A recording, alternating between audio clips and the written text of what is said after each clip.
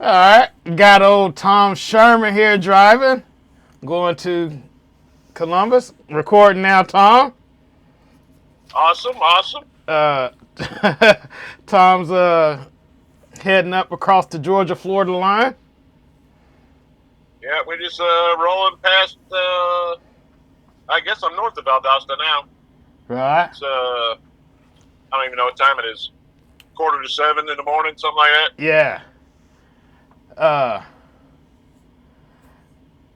so got a question for you, Tom. You ready? Lay it upon me. Do you think tent scale RC? Do you think it's dying or dead or? It's not dead, but it's I think it's definitely on the struggle bus right now. Right. At least in our part of the country, anyway. You know, Georgia 10 scale. In Georgia, 10 scale is pretty much non-existent. Everybody runs 8 scale. Right. I mean, you do have some in Savannah. There might be some down in Callahan, maybe. I think they run mostly oval, but Hobbytown. You know, love the track. I love the people there. I just don't know how much longer they're going to be able to survive, but you know, I hope they're around for a while longer. Anyway, what you think could be done to kind of bring tent scale back? You know. Oh man, I don't even know. You know, at this point, like me, you know, we got away from all the outdoor tracks. Right. You know, we used to race in Savannah outdoors in a park. Everybody could see it. You know, people driving by, it's like, hey, what's that? Right. And they stop and watch, and you might, on a race weekend, you might pick up 1 or 2 people that get into the hobby, and then Dalton was outdoors, Sugar Hill was outdoors, Arcar South was outdoors. Mm-hmm. You had a lot of tracks around Georgia that were all outdoors, and then I don't even know when it started. Somewhere probably in the late '90s, early 2000s, they started running indoors, and indoors kind of took over, and you just lose a lot of that public exposure outside. I guess I don't know. Right. That's what I was. Me and Owen was talking about. Was you come from the time period I come from where Savannah Outdoor Nationals was like it was the spot, and we haven't had a good outdoor tent scale race in the United States in years. Yeah, I don't know when I think maybe out west they may have some. Yeah. But down here in the southeast, there's just there's not a lot. I mean, we got Newberry's in Gainesville, which is an awesome track to go to. Mm-hmm. I kind of echo what Owen said. We got that Justin Jones benefit race coming up here towards the end of January. Right. Bad situation for Justin, man. People need to get out and support it. Support Justin and his family. Yeah. Even just to come and watch, even if you're not going to race, come and watch, buy some raffle tickets, you name it, whatever. Right. Justin's a good dude. Great person to be around, fun to hang around, and he's a pretty good racer too. So, right. Get him back to health as quick as we can, and try to support him and his family there. Right. Yeah. Where's that gonna be? That's Newberry. Yeah, it's gonna be in Newberry, and I'd have to look at a calendar. I think it's the 3rd weekend of January. I think. Yeah. Yeah, that's another thing. Bringing racers closer for a cause. I think that needs to be more driven, so to speak. Like we're all racing for trophies and big races and stuff like that, but you got the small tracks out here that they put on benefit races and causes races, and some of the stuff like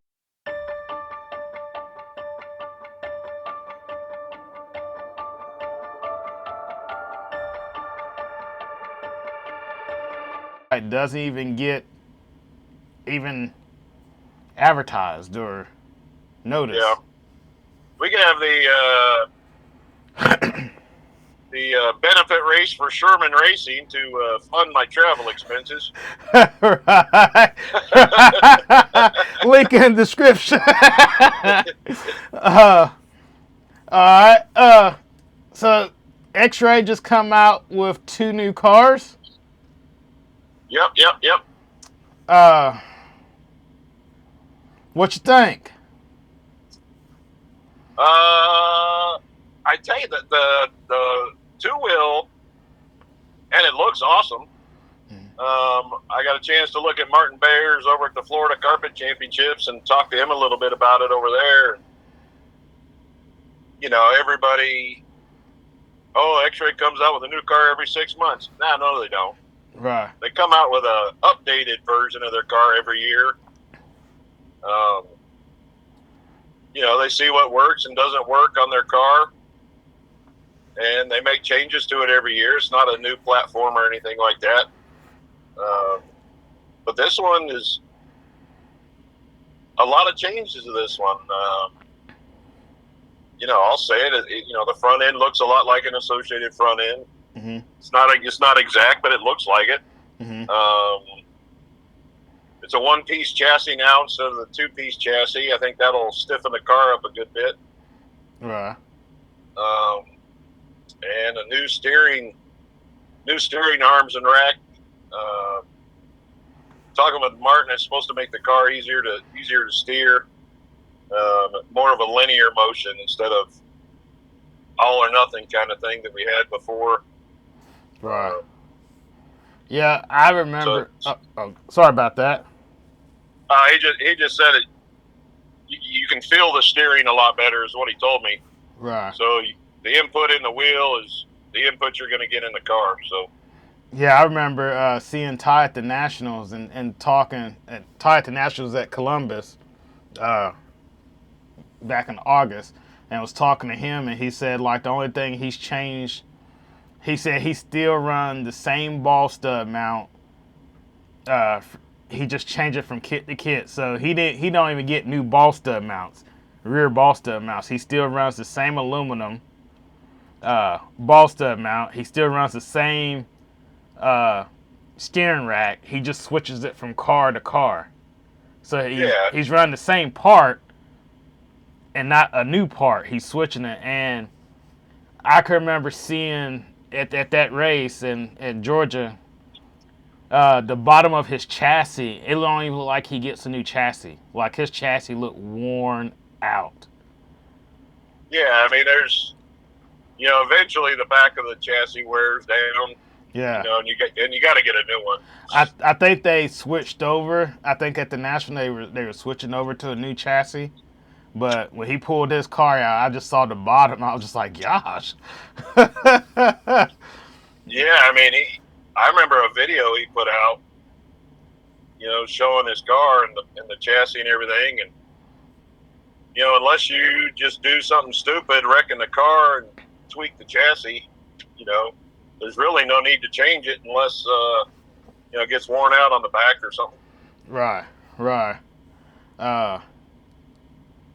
But I like the looks of the new car. It looks really good. The side rails and everything are new. The front top deck's new. The way they mount the front shocks is new. Now they're going to mount them on the back of the tower instead of the front. Right. And but the transmission is still the same. Mm-hmm. Arms are still the same. But the kit's coming with just a ton of stuff now. Yeah. So I'm excited to get one. Yeah, I saw the carpet car. The dirt cars, it come with 2 sets of arms?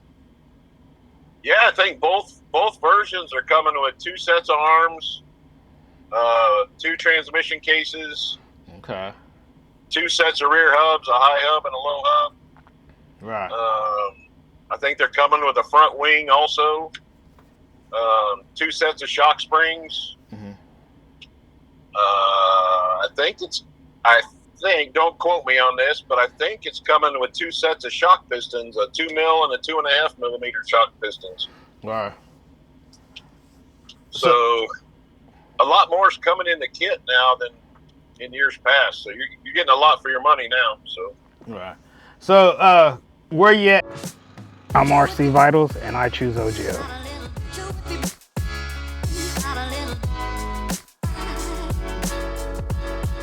Now on the highway.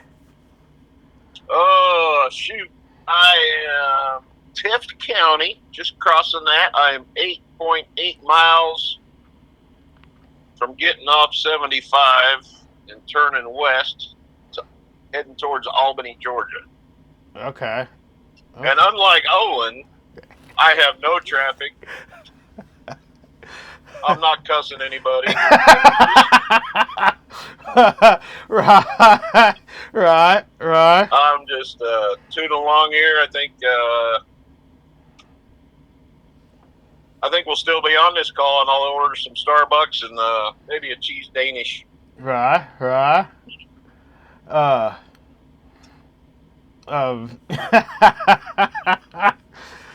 Oh, sponsorship wise,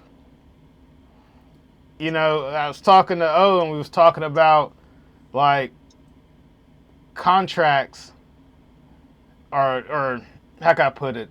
Silly season is not broadcast like it was in years past.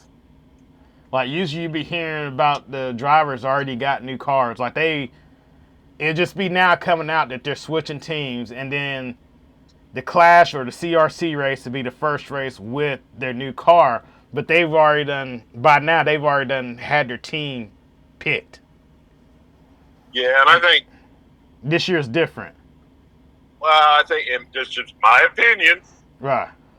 Old man Sherm's opinion here. Right. I think all that's already done. You know, it's December 1st now. Yeah. All that stuff I think is already completed as far as the top tier guys. Right. You know, and they're probably just not announcing anything until probably later on in December. Mm-hmm. That's my opinion. That's what I think. I mean, really, you got really the only big news that I've even paid attention to is Ty leaving X-Ray and Phelon going to Kyosho, and I really ain't paid attention to it, to be honest with you. Right.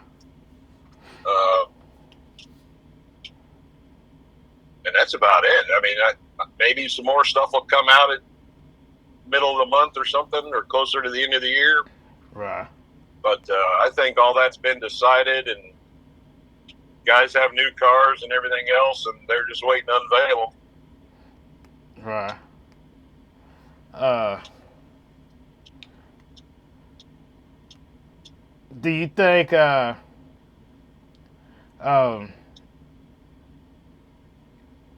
well, yeah, like I said, this some of the stuff's already been decided, but it hasn't broadcasted. Maybe the people are still with their same chassis, you know what I mean? Well, I'm pretty sure their contracts will run to the end of the year, to December 31st. So, you know, they're still honoring their contracts, running their current stuff, and right. You know, if anything's going to change at the end of the year is when it'll come out. But you know, those guys are still they're all professionals. They're going to honor their contracts through the end of the year, and then they'll make the change. But I'm sure they already have the new stuff sitting at their house and working on it. What do you think about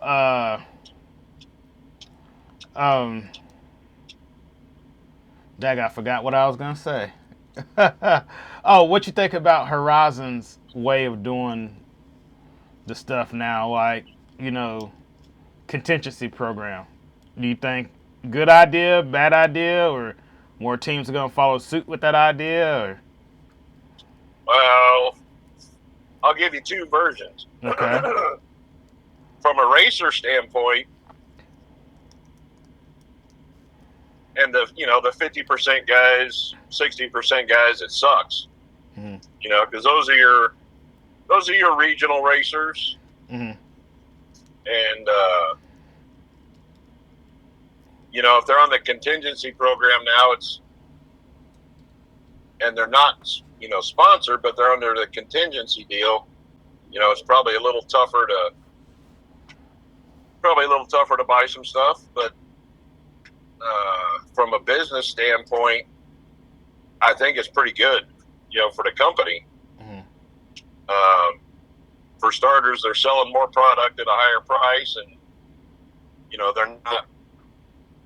they're not paying out as much money to these guys, to a bunch of people. You know what I mean? Right. You got your select few that are going to win these races and win that contingency money. That's probably a good business decision for them, I would think. But you do lose that guaranteed customer. Right. And that's what a lot of the sponsorship was guaranteed customer. So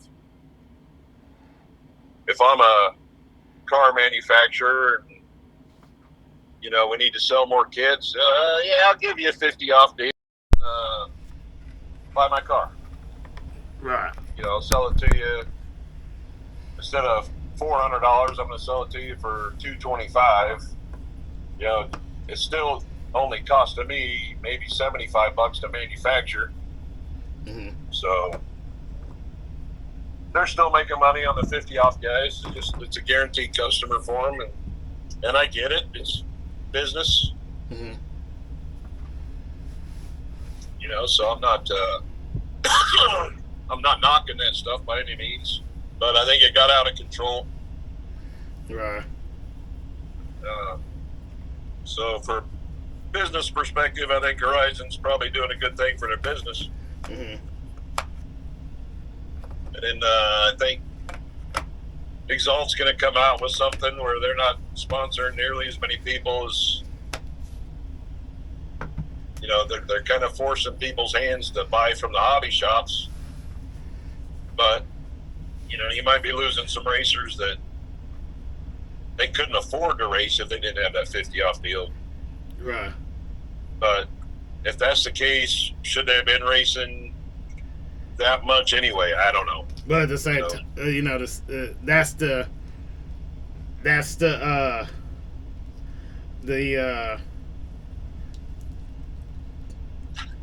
thing that goes through all racing, any forms of racing, is that's the drug. Racing till I die. Let me throw that in there. But yeah, that's the they don't probably have the means to go racing, but they ain't gonna stop them from going racing. No.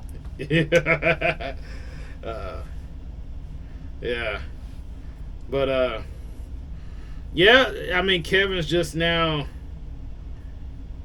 getting going, so he probably doesn't have the means to sponsor all the people like Trandy did. Yeah, no, I mean he's building a brand, he's building a company, which from what I see so far is going to be phenomenal.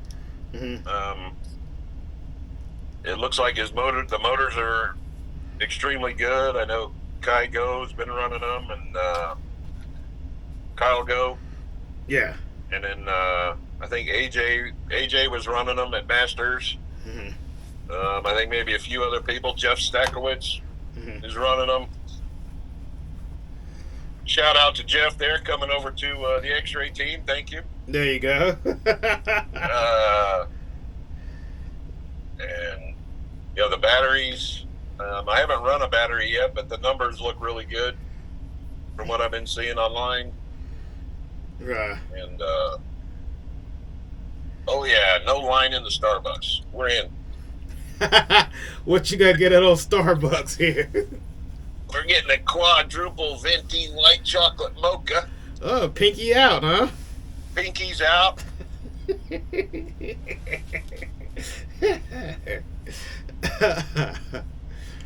Oh. But yeah, it looks, the logo looks super cool for Right. Exalt. He's got a lot of merch out there already, so he's got a lot of irons in the fire. I know he's extremely busy, putting in some phenomenal hours, as any entrepreneur would. But bringing it back to what you were saying earlier about not sponsoring so many people and bringing it back to the hobby stores.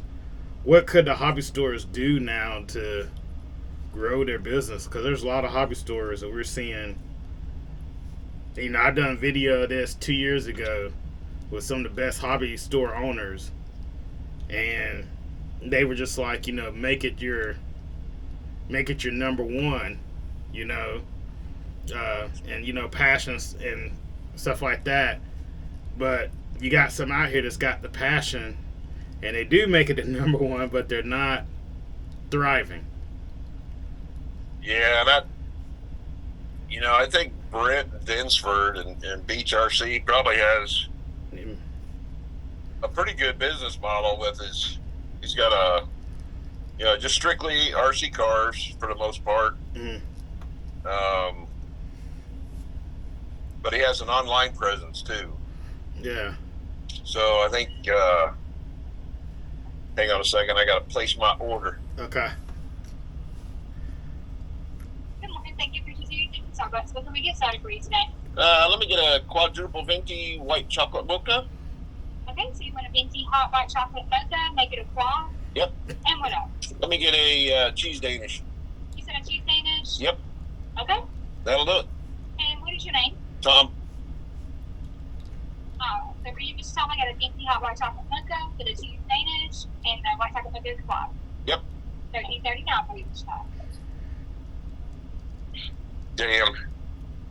Anyway, I don't know. I it's crazy to think.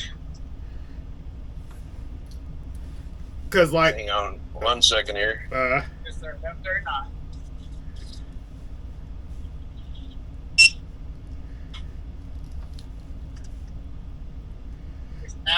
All right, thank you. I don't know what they can do. I mean, I've never been in that position as a shop owner or anything like that. Because, like I said, it's we're seeing Traxxas kind of go I mean, under. it's tough right now. I mean, just the economy alone. Yeah. I already know personally of one racer that's like, look, I got to put food on the table. I got to sell my stuff. Yeah. Yeah. All right, thank you very much. Yeah, I got to put food on the table. I got to, I got to sell my stuff. I'm going to keep my radio and charger, and Yeah. hopefully at some point, I'll be able to come back racing again. Which, good for him to realize it and be responsible enough to do that. Right. But and I think a lot of our racing right now is we're losing a lot of people just due to the economy, and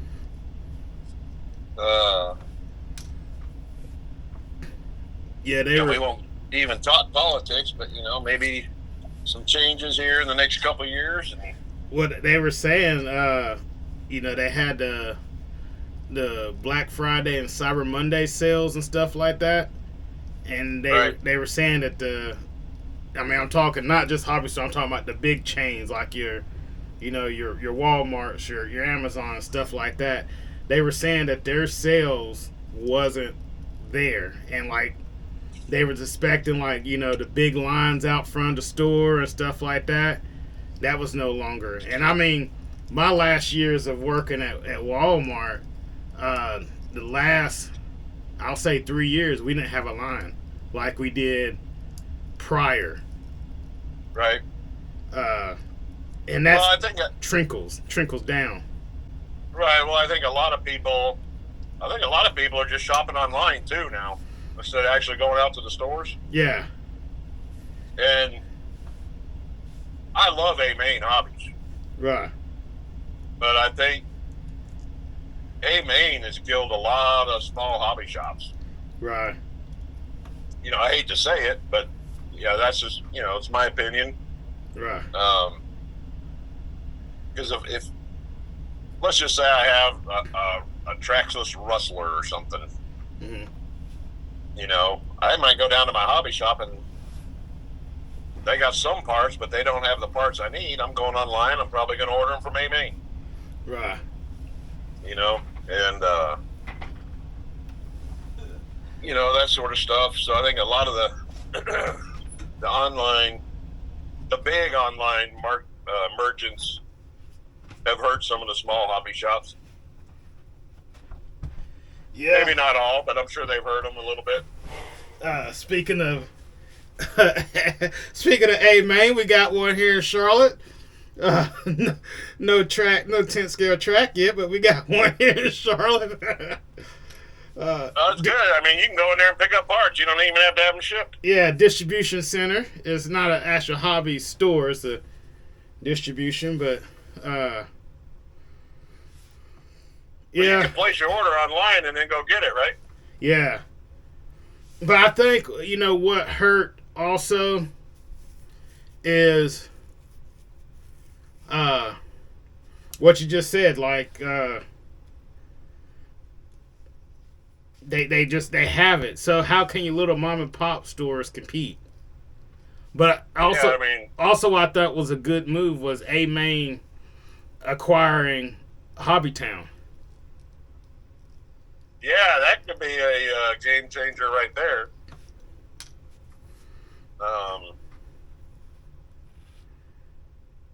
If A-Main puts any money into the hobby towns, that could be maybe some more tracks popping up at some hobby towns or something. I don't know. Yeah, so it's kind of like McDonald's, you know, franchise kind of thing. Yeah. Yeah. So speaking of hobby town, Uh-huh. they're opening a hobby town 15 minutes from me, 18 minutes from me, Okay. and and they're going to have a track. Right. Not sure. I've been told it's going to be clay. Mm-hmm. So we'll wait and see what happens. But I've been by there, and should be an awesome facility. It's a big building Right. that they got. So if they do the track right, it should be. I know I'll be there all the damn time if it's only 18 minutes away from the house. Right. I can go home, have dinner with Mama, and then go back to the track. Right. You know, I've been hearing for the last 8 years.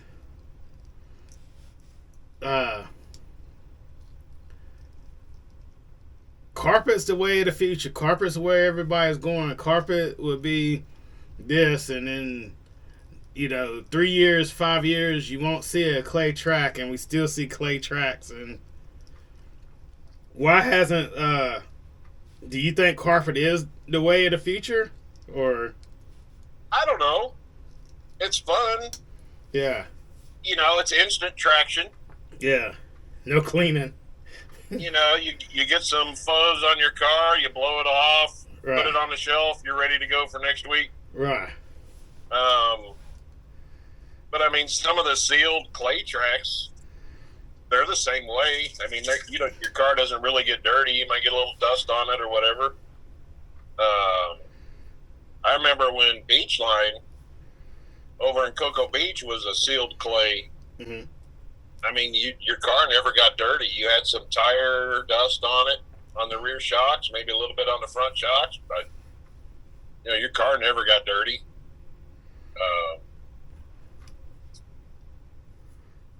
You know, so even some of the sealed clay tracks, you know, your car comes off pretty clean. You don't have a lot of upkeep on it as far as cleaning up when you get home or in between rounds. Right. But I don't know. I mean, to do a carpet track right, it's not cheap. The initial investment, I don't think, is cheap. I mean, especially if you put in a subfloor and everything else. Like, what you think we're looking at price-wise on something like that? Oh, I don't even know. I mean, I know some figures that some people have told me. Right. But that was kind of a complete revamp of their facility where they took out the existing track, put in the subfloor, bought the carpet, pipes, and they put in all new LED lighting. And, you know, they spent around $45,000-$50,000 to do all that. But that was a complete revamp of the facility.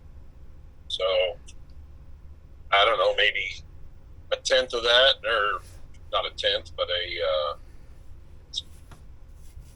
maybe 30 grand to put in a carpet track. I don't know. It depends on the size of your facility, I guess, too. Right. And what do you think about that Hobbite racing? Is it racing? Like, you know, I remember the days of like square fuzzies and stuff like that, where, you know, you were more on the wheel of the car because one corner could be grip, one corner could be slick, one corner could be muddy. The jumps were not as consistent as what we have now, and it seemed like that was more racing back then. Well, it was more driving back then. Right. You know, we still have racing. I mean, it really depends on the layout, to be honest with you. Right. To how racy it is. Masters of Dirt. Mm-hmm. God love Brent. I mean, it was a monster of a track. Uh-huh. It was super fun, but I don't think it was super racy. Right. You know, nobody was putting in a clean run. Yeah. Which, that's fine. That's okay. Right. I think I had one really good run with only a few mistakes. I think that was in the 40 B main. And that was the best run of the week that I had there. But loved the track. I mean, it was a beast. It was fun. But it wasn't racy. You know what I mean? Right. It was kind of like you were just waiting for somebody to wreck and you'd pass them. Right. But that's the Masters of Dirt, though. You know, you never know what you're going to get, and it's going to be challenging. So it was challenging just to try to put in a clean run. Right. Right. But I think even the high traction tracks, you know, depends on the layout. If you get a good layout, you know, where you have some opportunity to pass and make it a little bit challenging, and you know, it can be really racy. But you know, jumps in the right spots at the right times, it can be good. But you know, back in when we were running outdoors and everything else, and running step pins on loam and yeah, you name it. I mean, that was fun. Yeah. It's still fun, especially, you know, I think Owen hit on a little bit at Newberry's. You know, if they just leave that track and never blow it, you know, it builds up that loamy cushion where you don't have to hug the corner tight. You can get in that loam and just pin it and let it eat. Right. You know, throwing rooster tails and everything else. Yeah. That's cool. To me, that's cool off-road racing. Yeah. Yeah. But I do like being indoors, out of the weather. But, you know, I don't mind being outdoors. Right. You know, Coral Springs down South Florida, they're outdoors, and that's always been a fun track. And Newberry's outdoors is a fun track. And you got Dean's All Out, which is an 8-scale track's pretty fun. Right.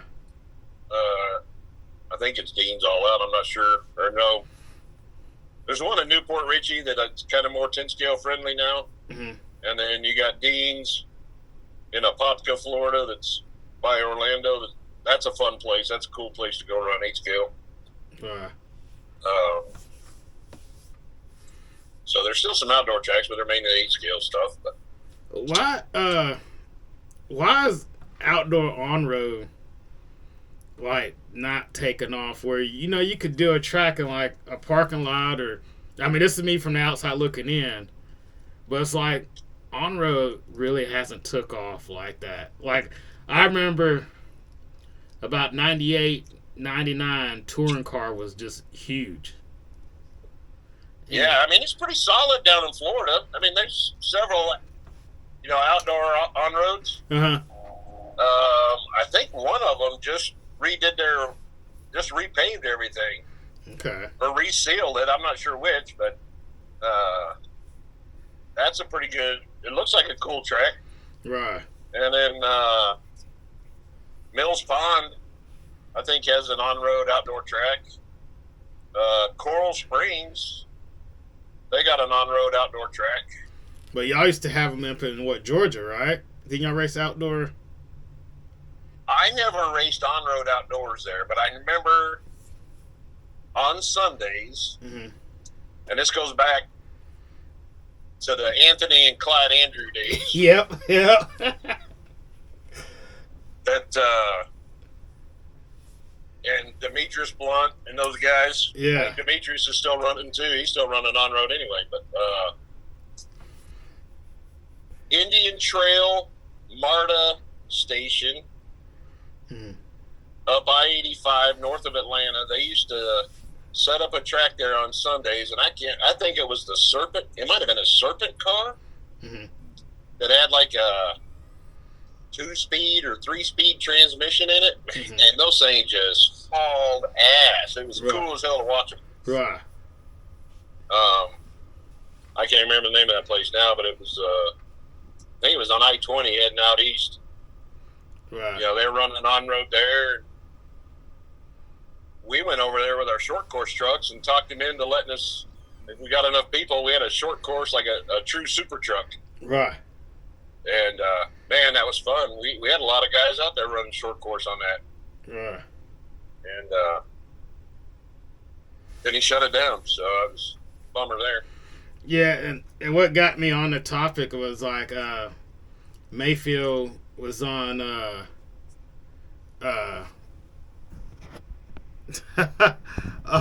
daggone. Alright, Mayfield, I think I'm still recording. Mayfield was on, my camera overheated on me. Yep. I done spent like $400 on this DJI camera last year, and if it gets too hot, it just cuts off. But anyway, put a fan on that thing. I know. Mayfield was talking about the Awesomatics car and how awesome, or how highly engineered this car is, and I went and looked at it, and I'm just like, man, that's a touring car? Like, that thing is insane. Like, I can't even tell where the shocks are at on the car. Yeah, that and have you seen the new X-Ray touring car? Oh my gosh! So he's got the shocks down inside the front suspension arms. And it just looks awesome. Yeah. But I don't run on road, so right. I'd like to run it if there, if we had a track close by the house where I could go and practice it. But yeah, some of these new cars, these touring cars, God, they're just engineering masterpieces right now. Yeah. Yeah.